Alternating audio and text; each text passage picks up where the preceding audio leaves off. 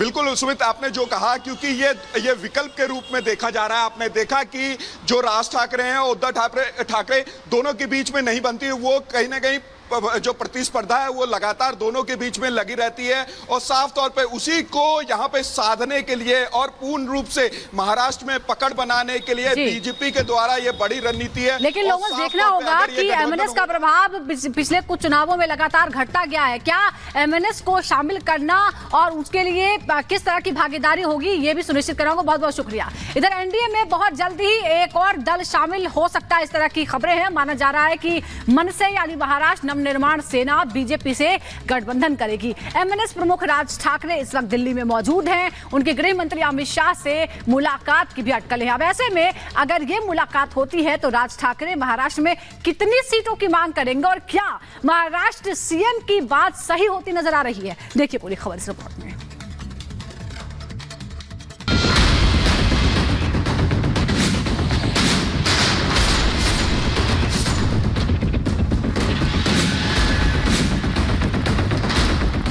क्या आज महाराष्ट्र में खेला होने की पटकथा लिखी जाने वाली है? क्या आज बनेगा महाराष्ट्र की राजनीति में भूचाल लाने का समीकरण? क्या बीजेपी के चाणक्य कहे जाने वाले अमित शाह ने महायुति का फॉर्मूला तय कर लिया है? ये सवाल इसलिए क्योंकि महायुति में एक और बड़ा चेहरा शामिल हो सकता है। उद्धव ठाकरे को झटका लग सकता है और चेहरा है मनसे यानी महाराष्ट्र नवनिर्माण सेना के चीफ राज ठाकरे। राज ठाकरे दिल्ली में डेरा डाले हैं। सूत्रों की माने तो आज गृह मंत्री अमित शाह से मुलाकात कर सकते हैं। माना जा रहा है कि लोकसभा चुनाव 2024 के लिए राज ठाकरे की पार्टी एमएनएस की महायुति यानी एनडीए गठबंधन का हिस्सा बन सकती है। अगर सारे समीकरण सही बैठते हैं, राज ठाकरे और शाह के बीच सीट शेयरिंग को लेकर बात बन जाती है, तो इससे महाराष्ट्र में एनडीए और बड़ी हो जाएगी। ऐसे में सवाल है कि अगर राज ठाकरे एनडीए में शामिल होते हैं तो उनके लिए किसके कोटे से सीट निकाली जाएगी, क्योंकि मामला यहां भी सीटों को लेकर फंसा है। सूत्रों के मुताबिक एमएनएस ने महाराष्ट्र में 2 सीटों की मांग रखी है। ये 2 सीटें दक्षिण मुंबई और शिरडी की हैं। वहीं खबर यह भी कि बीजेपी 1 सीट के लिए राजी है और वो सीट है दक्षिण मुंबई की। इसकी बड़ी वजह महाराष्ट्र में बीजेपी की बढ़ते साथियों की संख्या है।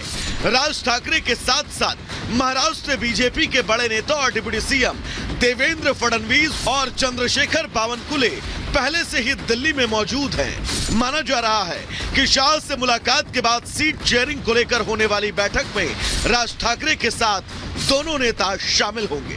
वहीं एमएनएस के महायुति का हिस्सा बनने की जो अटकलें हैं, उस पर बहुत पहले ही संकेत दे दिए गए थे। राज ठाकरे जी अभी हमारे एक विचारधारा वाले हैं, एक ही विचार के लोग हैं हम लोग, सभी लोग, और इसलिए निश्चित रूप से योग्य निर्णय होगा।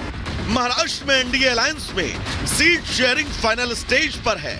माना जा रहा है कि जल्द सीट शेयरिंग के फॉर्मूले का ऐलान किया जा सकता है। सीएम शिंदे कह रहे हैं सभी की सहमति से फैसला होगा। सीट शेयरिंग की बात की लेकर कोई चिंता नहीं है। सम्मानजनक निर्णय होगा, समन्वय से निर्णय होगा, और मैं दावे के साथ कहता हूं कि ऐसे माहौल में जब विपक्ष तो पूरा सो गया है, विपक्ष तो पूरा कॉन्फिडेंस लूज किया है उन्होंने, इस चुनाव में नतीजा आपको दिखेगा। और मोदी जी ने कहा है कि अब की बार 400 पार निश्चित रूप से आंकड़ा होगा। बीजेपी पहले ही महाराष्ट्र की 48 में से 20 सीटों पर अपने उम्मीदवार उतार चुकी है। बाकी सीटों पर पार्टी ने उम्मीदवारों के नाम फाइनल कर लिए, लेकिन शिंदे गुट की शिवसेना और अजित पवार की एनसीपी की 20 सीटों को लेकर जारी टकराव को लेकर पेंच फंसा है। अब सबकी नजरें महायुति की सीट शेयरिंग पर है, जिसके बाद साफ हो पाएगा कि किसके खाते में कौन सी और किसके खाते में कितनी सीट जाएंगी। ब्यूरो रिपोर्ट और रिपब्लिक भारत।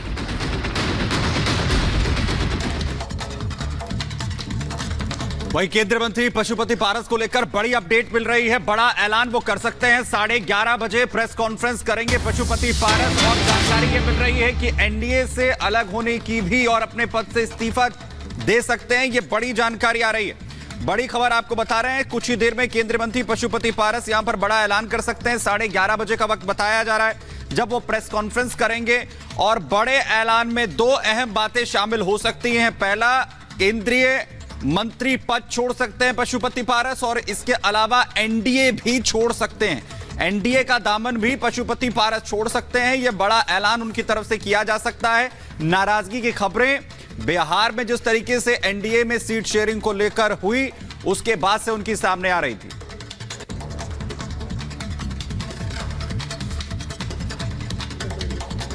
और एक और बड़ी खबर की बात करते हैं और बड़ी खबर बीजेपी कोर कमेटी के बैठक से जुड़ी हुई। जी हां, देर शाम कल बीजेपी की कोर कमेटी की बैठक हुई और कई सीटों पर मंथन हुआ है। जी हां, 8 राज्यों के सीटों को लेकर, उम्मीदवारों को लेकर मंथन हुआ है और बहुत जल्द नामों का ऐलान भी होने वाला है। जी हां, देखिए 8 राज्यों के उम्मीदवारों पर चर्चा हुआ तो तीसरी लिस्ट के लिए नामों पर मंथन भी हुआ है। यूपी के 25 सीटों पर चर्चा हुई है।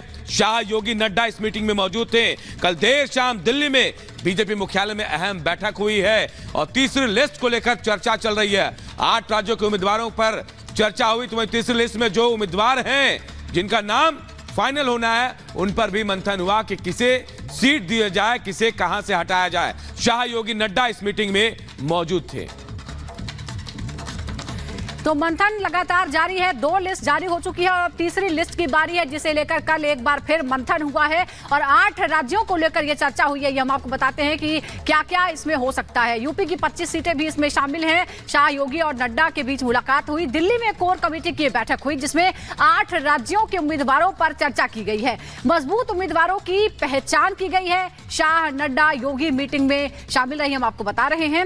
मजबूत उम्मीदवार देखना, विनेबिलिटी सबसे पहले बहुत जरूरी है। करीब 100 सीटों को लेकर इस दौरान चर्चा की खबर सामने आ रही है और यूपी की 25 सीटें भी इसमें शामिल थी, इसलिए सीएम योगी आदित्यनाथ भी शामिल थे। यूपी, राजस्थान के नामों पर मंथन हुआ है। हरियाणा, महाराष्ट्र को लेकर भी चर्चा हुई है इस बैठक के दौरान, ये हम आपको बता रहे हैं। और इस वक्त हमारे सहयोगी जतिन हमारे साथ जुड़ गए हैं दिल्ली से। सबसे पहले उनसे बात करते हैं। जतिन, 2 लिस्ट जारी हो चुकी है, उसमें भी कई सरप्राइजेस हमें देखने को मिले और अब तीसरी लिस्ट की बारी है, इस पर भी सबकी निगाहें हैं। क्या हो सकता है, इसमें भी कुछ चौंकाने वाला होगा?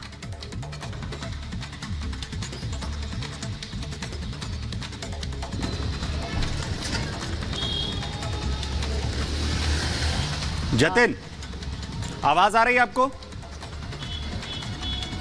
तो जतिन के पास हम यहां पर चले। अब तीसरी लिस्ट के लिए जो मंथन है वो यहां पर किया गया है। उत्तर प्रदेश की 25 सीटें भी इसमें शामिल हैं जिसमें शाह और इसके अलावा उत्तर प्रदेश के सीएम योगी आदित्यनाथ, जेपी नड्डा बैठक का हिस्सा यहां पर रहे। बीजेपी की एक कोर कमेटी की बैठक, इसमें 8 राज्यों के उम्मीदवारों के नाम पर चर्चा की गई है। दरअसल तीसरी लिस्ट यहां पर आनी है और वही इसी बीच बड़ी खबर आपको बताएं, उत्तर प्रदेश की बची हुई सीटों पर बीजेपी में चर्चा हुई है। 25 सीटों के उम्मीदवारों पर चर्चा, कई सीटों पर नए नाम पर भी चर्चा की गई है। 1-2 सीट पर जो उम्मीदवार हैं उन्हें बदला जा सकता है, यानी कि नए चेहरों को भी मौका एक बार फिर से दिया जा सकता है। क्योंकि अगर हम यहां पर देखें पिछले 2 जो है बीजेपी की लिस्ट का, उसमें कई नए चेहरों को मौका यहां पर जो है वो दिया गया है और वहीं उत्तर प्रदेश की बची हुई सीटों पर भी चर्चा जो है वो यहां पर अनूप होगी। बिल्कुल, और अजय उत्तर प्रदेश की खबरों को लेकर हमारे साथ जुड़ गए हैं। अजय, चर्चा हुई है 25 सीटों को लेकर, क्या सोर्स बता रहे, कहां का उम्मीदवार बदले जा सकते हैं,